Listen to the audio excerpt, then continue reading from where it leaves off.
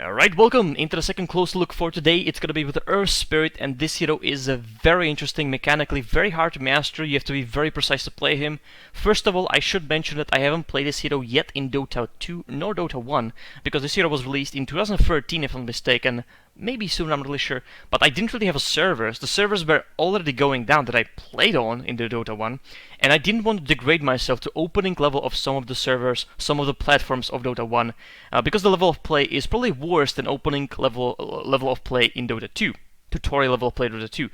So I didn't want to degrade myself, so I basically waited out.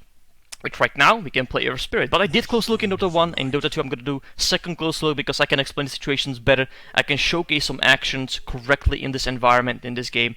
It's better for control. So let's start with the close look. So we have a free spells plus ulti. That stays as with every single hero. Plus you have a Stone Remnant, which is very similar, of course, to the Ember Spirit. You have the Ember Spirit Remnant. Right now we have Stone Remnant. In this case, it works with every single spell individually, and it's almost like enhancing, improving the spells themselves, or the effects of the spells themselves. So I'm going to try to explain it as easily as I can, but of course this hero is very complex. You have to try it many times to understand it, and still you won't be able to mechanically, after understanding, you won't be able to mechanically master it just in 5 games. It's gonna take more time. This hero will be probably okay playing when you're gonna just play him, you know the spells, you know what they do, when you're gonna play him like that. But when you master it, you are mechanically precise. This hero will do so much more, because this hero has everything ability-wise you can kind of think of. So we have a slow, we have a silence, we have a stun, we have ulti that does damage over time, that you can reset the duration of the damage over time, so it's basically new ulti. And also on top of that we have escaping abilities, we have ability for your allies to escape, we have abilities to bring your allies closer to you, and every single attribute, every single like a skill this hero has. He is not right-click carry, so maybe that is a detriment, but he has escape, stun, silence, he has everything you can kind of think of. So if you master it, it's gonna definitely bring you, or should bring you, a really good results.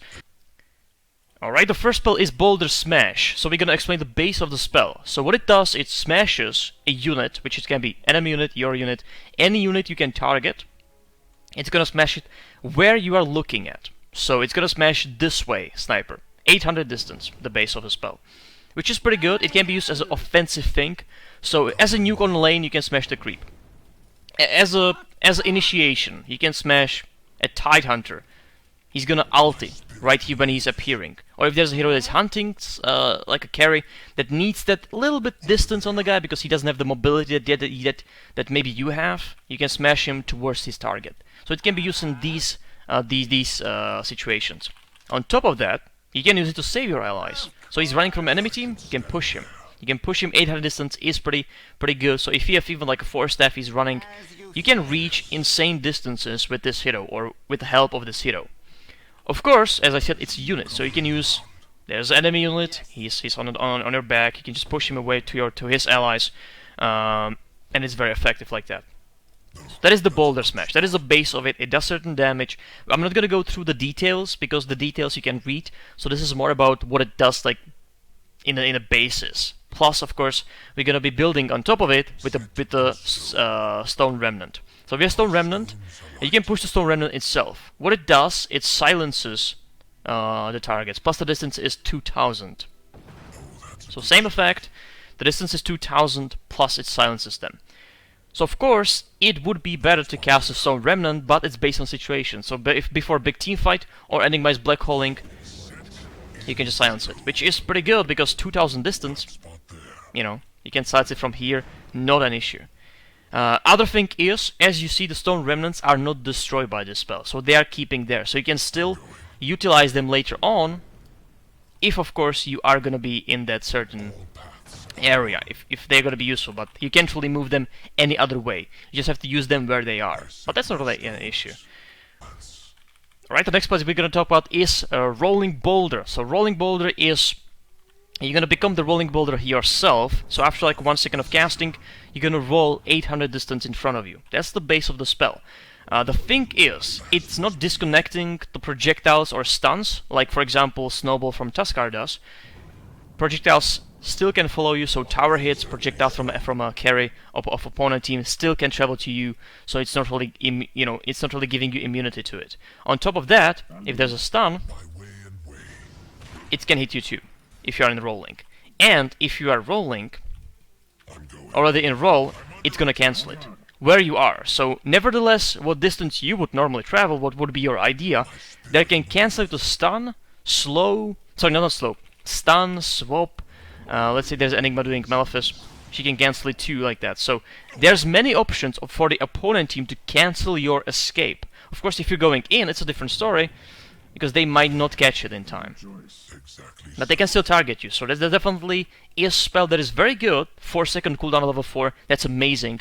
Good for escape, good for initiation, but it has some minuses, it has possibilities of the enemy team catching you pretty easily. On top of that, let's say I want to roll, he can interrupt it by getting in front of you, because of course it's stopping where the enemy hero is. So if the hero gets in front of you, he can stop the rolling boulder. Now the thing is, with the Stone Remnant, this is the upgrade, what it does is it's improving the distance drastically. So the distance right now is going to be twice as much. And of course the damage is increased, but we are just talking about the basics of the things. So the distance is going to be insane.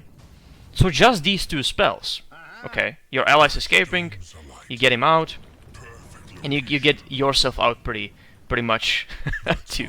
That's extremely useful, but again, they can stop it. They can stop it if they know what this hero is about, which is going to take some time, but eventually they will. 2000 distance is insane, but it can be cancelled. So that is the rolling boulder. Alright, now the spell is called Geomagnetic Grip, and it grips only allied units, so you cannot use it against enemy units. Only allied unit, of course, and your Stone Remnant. So what it does, it brings the allied unit towards you. That's the basic thing. So if Sniper is, again, being a sniper, being a useless carry, you can save him from a situation. So you're going to use the grip, plus you're going to Boulder Smash him away, and that covered like 2000, 3000 distance in about 2-3 seconds. So that could be one use. If Sniper is in a good position for you to use it as an offensive thing, so he's behind them, okay, you can bring it together, and what it does, if he goes, the Geomagnetic Gripped unit, allied unit, it can be even creep, it can be anything, Stone Remnant, if it goes through the enemy heroes, it's gonna stun them. And of course, you can then push him towards them again, if it's a hero like a Tide that wants to be there, wants to do maybe big ulti, or Enigma, whatever. You can just think of many strategies with this. Of course, you don't want to use a sniper that many times, because he's a carry, maybe he's supposed to do something different than just be your pawn. So you can use the Stone Remnant to do the same thing. And of course the Stone Remnant is staying there still, so you can kind of utilize it in many more ways. So you can do stun, and immediately, because it's traveling to you, you can use it as a silence option, which I think is pretty nice thing. So those are the 3 base spells. I should say one more thing. This does not destroy the Remnant. The Geomagnetic Grip does not destroy the Remnant. The Rolling Boulder does destroy the Remnant on use. Alright. So right now, only thing missing is ulti. So ulti, it's very simple. Finally, thank God, very simple ulti. Because the 2-3 other spells, in relation to everything what you can do, are really not that easy to actually perform it. So Magnetize is gonna put around you damage over time on them. There's the duration. They're gonna be popping like that. It's of course everything is magical damage with this hero, which is pretty useful because of course you have certain initiation to get in, so you can just cast it around this area. It's gonna activate, and then you can just leave. Of course, it has relation to Stone Remnant with this hero. Why wouldn't it? So you're gonna cast the Magnetize. It's on them. There's a certain duration. You can reset the duration with casting a Remnant. Of course, it's only on the unit that the Remnant is near. So on this, I reset the duration. On this one, I didn't. There's additional thing to it. So right now, we are getting away from the simple ulti. Additional thing is, if these units are basically connected, together. Bit to magnetize. Okay. So if I'm gonna silence or slow a unit that is under a magnetize effect, it's gonna do the same thing to a unit that is magnetized too. So if the whole team is magnetized, and you're gonna cast a slow or stun on one, it's gonna transfer towards every single unit that is magnetized. Of course, you yourself have a stun too. Sorry, have a silence too. So see, I silence Enigma 2 through the Swan. So it could be used in many ways. I can't really explain that many options because we have to just try it. As I said, I haven't played this hero live, but this is the hero. Pretty complex. I hope I explained it kind of correctly. What I was trying to do, of course, is explain the base spell and then the upgrade of it. So I think I hope I kind of achieved that. We can do a few combos, of course, as I kind of mentioned already. The combo with, we can do, let's say we are just using the Remnant, okay? We are ignoring the team itself, what they have, how many things they can actually perform with. Because it can be Magnus ulti, then you can do even better stun, then after the stun you can do silence, many things you can actually achieve with this hero. But let's say we have just this hero and our Remnant. So we can do silence, we can do this, we can get in, we can magnetize them, and of course my team should be doing something right now. They are running away. I can reset the duration of the magnetize, and I can get in because the boulder, the rolling boulder, is in a pretty, it's a 4-second cooldown. So that could be one basic combo with the stun and silence at the same time, because they are obviously stunned. They are obviously stunned with the geomagnetic grip. So you can actually get there pretty much safely because they are stunned, then they are silenced, so they have to pop some BKBs. So that's the hero. Very interesting mechanically. It's gonna be hard to perform with him, absolutely.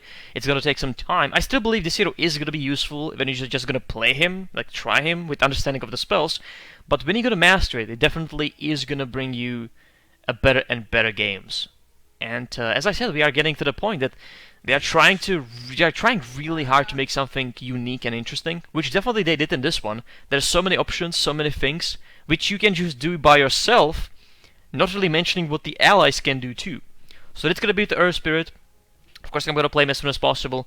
Hard to say what his role is. He has too many things, or too many things that it's. Is he support? Is he supposed to be mid? Are you supposed to be mid and then start ganking? It kind of is like, oh, anything could work with this hero. He can do basically anything. So that's what I believe, actually. So Earth Spirit, that's gonna be it. Thanks for watching. I'm gonna play him probably Friday, I think.